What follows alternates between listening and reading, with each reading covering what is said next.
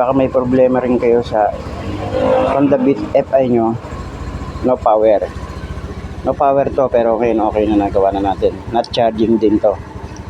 Hindi yan nagpa-power kasi hindi nga nagcha-charge. Ngayon, may ginawa tayo. Nag-jumper na lang tayo. Positive. Dito sa pangatlong fuse.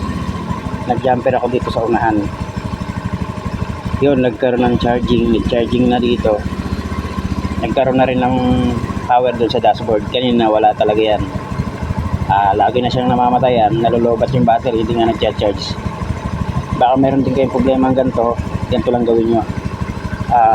Mag-jumper lang kayo, kung hindi nagcha-charge, lagi nalulobat. Ito lang guys, ayan o. Nirekta ko na sa positive, tapos dito sa pangatlo.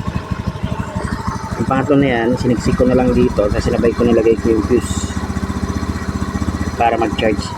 Yun, nag-charge na siya. One click na siya i-start.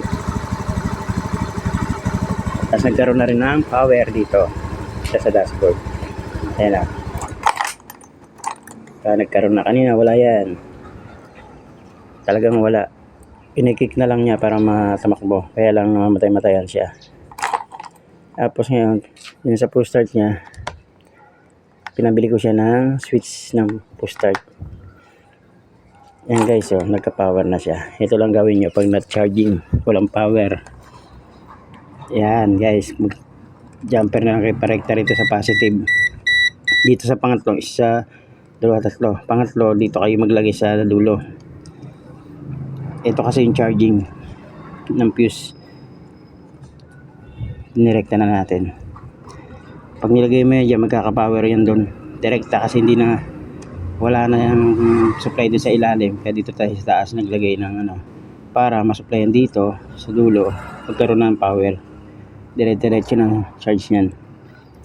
Nawala sa kanya lahat, pati tunog ng gasolina niya, yung pump nawala. Basta lahat no power. Pala not charging. Yan guys, pagka not charging, no power, ito lang gagawin niya.